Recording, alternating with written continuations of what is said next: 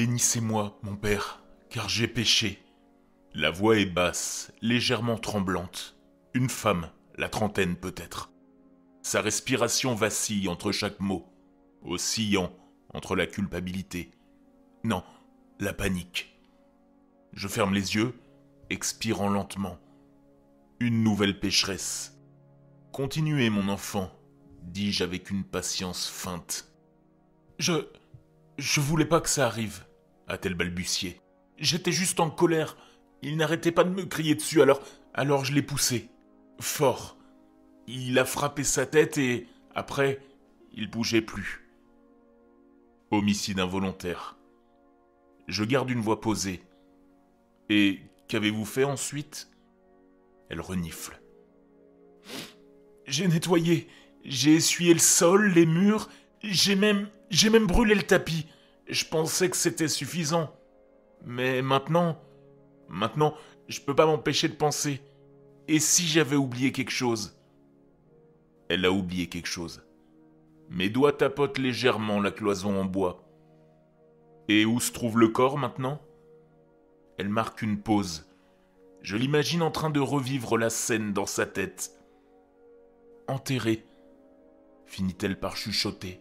« Derrière le chalet de mes parents. Personne n'y va. » Elle se croit maligne, mais la peur rend les gens négligents. Il y a toujours des failles. La deuxième règle d'un crime est simple, ne jamais revenir sur les lieux. Mais je parie qu'elle l'a fait. Probablement rester là, fixant la terre, se demandant si elle devait le déplacer, si la pluie emporterait plus que ses simples traces. « Et ses affaires ?» j'ai poursuivi. « Je les ai gardées. » Ah, voilà l'erreur suivante. Je réprime un soupir. « Mon enfant, Dieu est miséricordieux, mais le poids du péché est lourd. Êtes-vous certaine que personne ne vous a vu cette nuit-là ?»« Je ne sais pas, admet-elle d'une voix brisée. « Je ne pense pas. Mais son téléphone, je l'ai éteint. Ça veut dire qu'ils ne peuvent pas le localiser, n'est-ce pas ?»« Je l'espère, mon enfant. Souvenez-vous que Dieu pardonne tout. On ne peut pas remonter le temps, mais on peut toujours se repentir, » dis-je, cherchant à l'apaiser. Sans qu'elle puisse ne le voir, un léger sourire amusé effleure mes lèvres.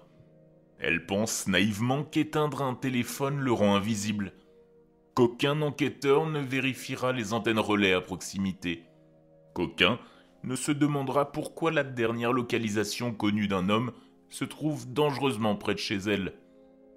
Amatrice.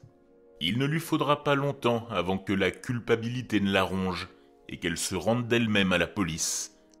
1 semaine, tout au plus. Elle continue de parler, déversant ses cauchemars de mains couvertes de terre, agrippant ses chevilles. Je la laisse faire. C'est pour ça qu'ils viennent ici. Pour se délester, pour se convaincre que dire leur péché à voix haute suffit à l'effacer. Mais pour moi, ces confessions ont une autre signification.